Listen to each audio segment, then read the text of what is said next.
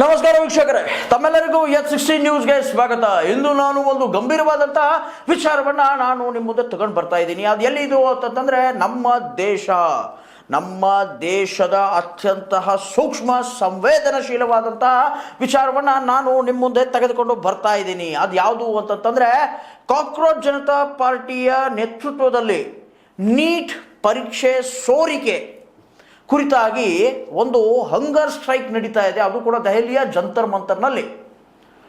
ಹಂಗರ್ strike ಮಾಡ್ತಿರೋ ಒಬ್ಬ ವ್ಯಕ್ತಿ ಯಾರು ಅಂತಂತಂದ್ರೆ 59-60 ವರ್ಷದ ಹಿರಿಯ ಸೈಂಟಿಸ್ಟ್, ಈ ದೇಶ ಕಂಡಂತಹ ಅತ್ಯಮೂಲ್ಯವಾದಂತಹ ವ್ಯಕ್ತಿ, one of the finest resources of India. ಆ ಮನುಷ್ಯ ಉಪವಾಸ ಸತ್ಯಾಗ್ರಹಕ್ಕೆ ಕುಳಿತಿದ್ದಾನೆ. ಅವನನ್ನ ಈ ಜನ ಪೊಲೀಸರು, ಮಫ್ತಿ ಪೊಲೀಸರು ಬಂದ್ಬಿಟ್ಟು ಎಬ್ಬಿಸ್ಕೊಂಡು ಹೋಗ್ತಾರೆ. ಒಟ್ಟು ಬೇ ಸಾಲೆ ಅಬ್ ಖತಮ್ ಹೋಗ್ಯಾ ತೇರಾ ಕಾಮ್ ಅಂತ ಹೇಳಿ. ಒಟ್ಟು ಬೇ ಸಾಲೆ. ಅವನೇನು ಅಪರಾಧಿನ?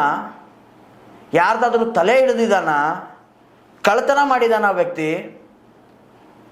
ಅಲ್ಲಿ ಕಾಕ್ರೋಚ್ ಜನತಾ ಪಾರ್ಟಿಯ ವಾಲಂಟಿಯರ್ಸ್ ಓಪನ್ ಆಗಿ ಹೇಳ್ತಿದ್ದಾರೆ, ಒಟ್ಟು ಬೇ ಸಾಲೆ ಅಂತ ಹೇಳ್ತಾರೆ ಅಂತ ಪೊಲೀಸರು. ಅದು ಕೂಡ ಬೂಟ್ಗಾಲ್ನಲ್ಲಿ ಒದ್ದು. ಪ್ರಧಾನಮಂತ್ರಿ ನರೇಂದ್ರ ಮೋದಿ ಸಾಹೇಬ್ರೆ, ಇದಾ ನೀವು ದೇಶಭಕ್ತರು? ಇದಾ ನಿಮ್ಮ ದೇಶಭಕ್ತಿ? ಈ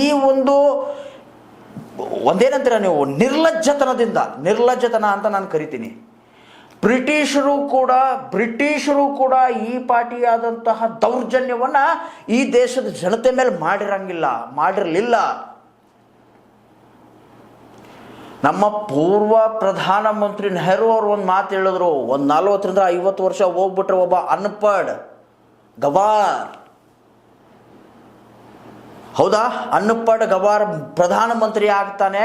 ಅವನು ಇಲ್ಲಿ ಜಾತಿ ಧರ್ಮಗಳ ವಿಂಗಡಣೆ ಮಾಡಿ ದೇಶವನ್ನ ಹಾಳು ಮಾಡ್ತಾನೆ ಅಂತ ಹೇಳಿ ಹಿಂದೊಂದು ಕಾಲದಲ್ಲಿ ನೆಹರು ಅವರು ಒಂದು ಮಾತನ್ನ